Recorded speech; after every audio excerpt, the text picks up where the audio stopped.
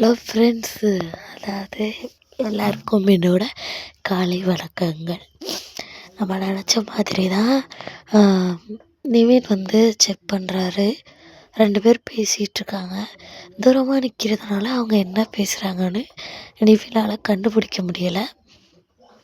விஜய்க்கு கால் பண்ணி இப்படி 2 பேருமே பேசிகிட்ருக்காங்க. ராகவ்கிட்ட என்ன பேச்சு கிருஷ்ணாவுக்கு, எதுக்கு அவர் ராகவ்கிட்ட பேசுகிறான் அப்படின்னு சொல்லிட்டு கேட்குறாங்க.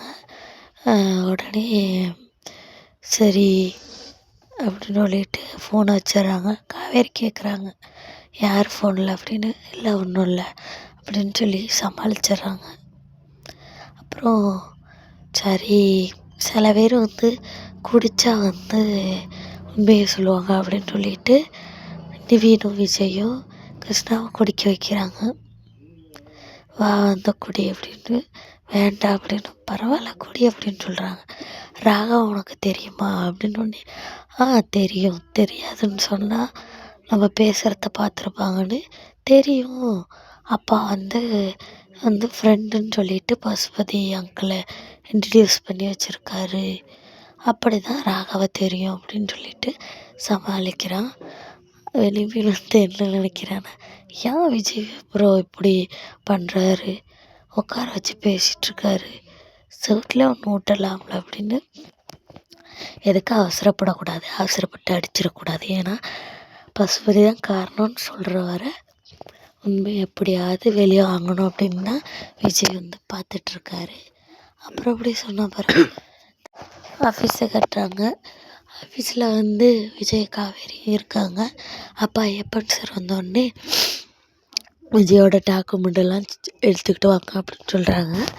சர்டிஃபிகேட்டு, ஏன்னா வந்து ஒரு கம்பெனியில் சேரும்போது சர்டிஃபிகேட்லாம் கொடுத்தா சேருவாங்க.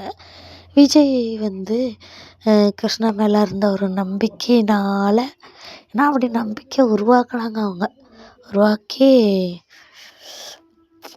நம்ப வச்சாங்க. அதனால் எடுத்துக்கிட்டு வர சொல்கிறாங்க.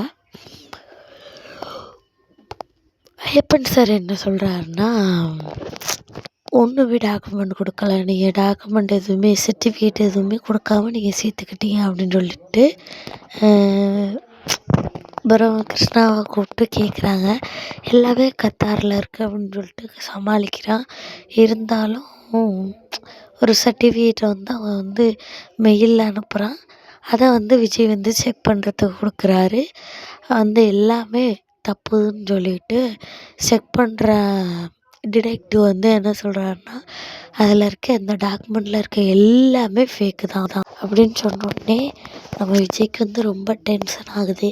ஏன்னா வந்து நம்ம யோசிக்காமல் சேர்த்துட்டோமோ அப்படின்னு சொல்லிட்டு அவங்க வந்து கொஞ்ச நாள் வருத்தப்படுவாங்கள்ல. அப்புறம் 2 பேரும் சாப்பிட்றாங்க. அப்புறம் விஜய் வந்து காவேரி சாப்பிட்றத கண் வைக்காதீங்க, நான் சாப்பிட்றத. எப்பா 3 நாளுக்கு அப்புறம் 4 நாளுக்கு அப்புறம் நம்ம வீக்காவை இப்படி பார்க்க ரொம்ப ஹாப்பியாக இருக்குது.